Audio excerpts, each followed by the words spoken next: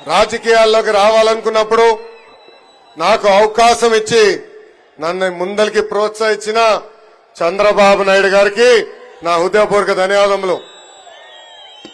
జై హో బీసీ, జై హో బీసీ. బీసీ అంటేనే ఒక భరోసా, బీసీ అంటే ఒక బాధ్యత, బీసీ అంటే ఒక భవిష్యత్తు, బీసీ అంటే ఒక భరోసా, బీసీ అంటే ఒక బాధ్యత, బీసీ అంటే ఒక భవిష్యత్తు.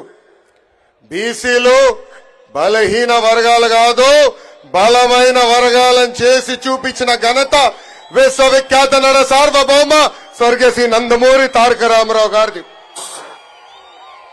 ఆనాడు ఎంతో మంది బీసీ కుర్రోళ్ళకి అవకాశం ఇచ్చి చిన్న వయసులో మంత్రి వర్గానికి తీసుకొచ్చిన ఘనత అన్న ఎన్టీఆర్ది. అంతేకాదు అన్న ఎన్టీఆర్ తర్వాత చంద్రబాబు నాయుడు గారు కూడా పెద్ద ఎత్తున ఆనాడు బీసీ సోదరుల్ని ప్రోత్సహించారు. అందుకే ఎప్పుడు లేని విధంగా ఇప్పుడు బీసీ సోదరులను ఉపకులాల వారిగా సాధికార సమితిలు ఏర్పాటు చేశాం. దానికి ఒక కన్వీనర్ ఏర్పాటు చేశాం. ఉపకులాల వారిగా బీసీ సోదరులు ఎదుర్కొంటున్న సమస్యలు నేరుగా తెలుసుకునే లక్ష్యంతో ఈ రోజు ఆ సంస్థలు ఏర్పాటు చేశాం. అంతేకాదు ఉపకులాల వారిగా రాబోయే రోజుల్లో పెద్ద ఎత్తున యువ నాయకత్వాన్ని ప్రోత్సహించే లక్ష్యంతో తెలుగుదేశం పార్టీ ముందరికెళ్తుందని ఈ సభాముఖంగా బీసీ సోదరులు కూడా తెలుపుతున్నా. అంతేకాదు బీసీ సోదరులందరూ మనం ఆలోచించాలి.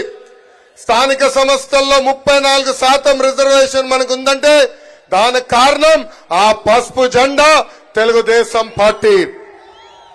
బీసీల కోసం సప్లాన్ ద్వారా 36,000 కోట్ల రూపాయలు ఖర్చు పెట్టిన party Telugu Desam party. BC corporation కి 3,000 కోట్ల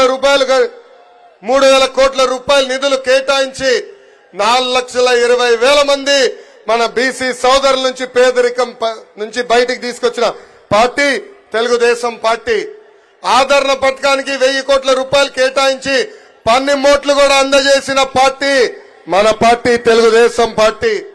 best available schools, skill development, study circles, విదేశీ విద్య లాంటి అనేక సంక్షేమ కార్యక్రమాలు తీసుకొచ్చిన జెండా మన పసుపు జెండా. చేనేత సోదరులకి, మత్స్యకారులకి, కల్లు గీత కార్మికులకి 50 సంవత్సరాల్లోనే పెన్షన్ కూడా ఇచ్చిన పార్టీ తెలుగుదేశం పార్టీ. ఆనాడు మన ప్రభుత్వ అధికారంలో ఉన్నప్పుడు కేంద్రంలో ఏకంగా బీసీ సోదరుల కోసం ఒక మినిస్ట్రీ ఉండాలని ఆనాడు తీర్మానం కూడా చేసిన పార్టీ మన పార్టీ. కానీ ఈ సైకో జగన్ ముఖ్యమంత్రి అయిన తర్వాత బీసీ సోదరులకి వెన్నుపోటు పొడిశారు. ఆనాడు ఏకంగా బీసీ సోదరులు వెన్నుముక్క అన్న వ్యక్తి ఈ రోజు బీసీ సోదరులు వెన్నుముక్క ఈ రోజు ఇరగొట్టారు.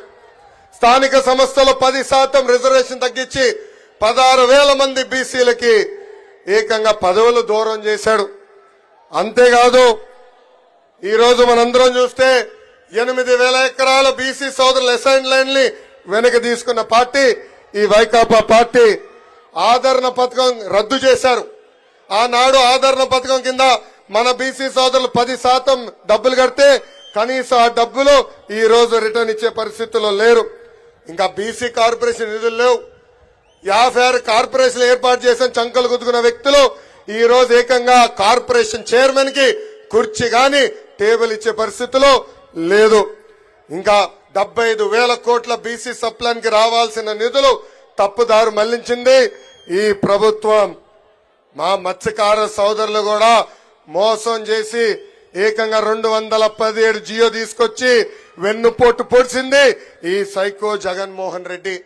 యాప్కాబ్ నిర్వీర్యం చేశారు. అదేవిధంగా 300 మంది బీసీలని ఎప్పుడు లేని విధంగా చంపేసింది ప్రభుత్వం.